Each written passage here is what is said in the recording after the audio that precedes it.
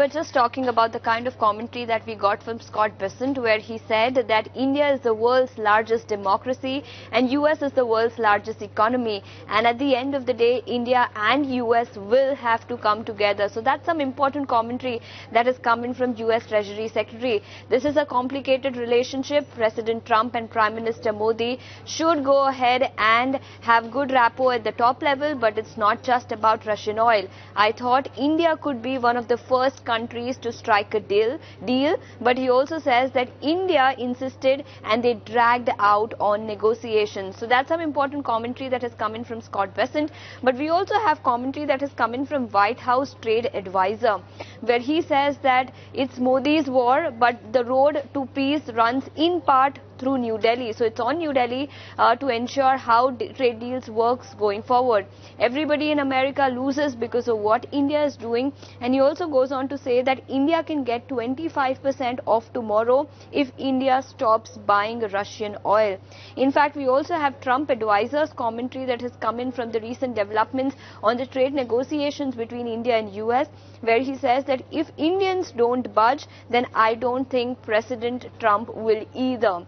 So that's some kind of commentary that we have seen with respect to India-US trade negotiations.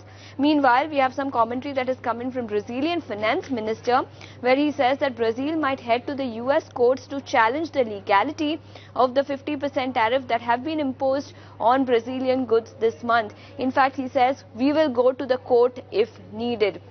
John Williams, who is the New York Federal Reserve president, he also says that he thinks that Federal Reserve Central Bank independence is very important.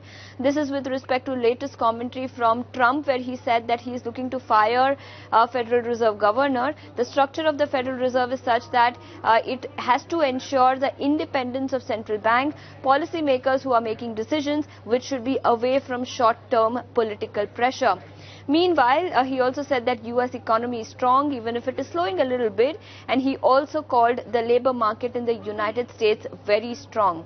Meanwhile, Goldman Sachs has come out with some commentary on the kind of moves that we are seeing in oil and what their outlook is going forward, where they are saying that they expect Brent to decline to the low of $50 per barrel by late 2026 due to an increase in supply going forward.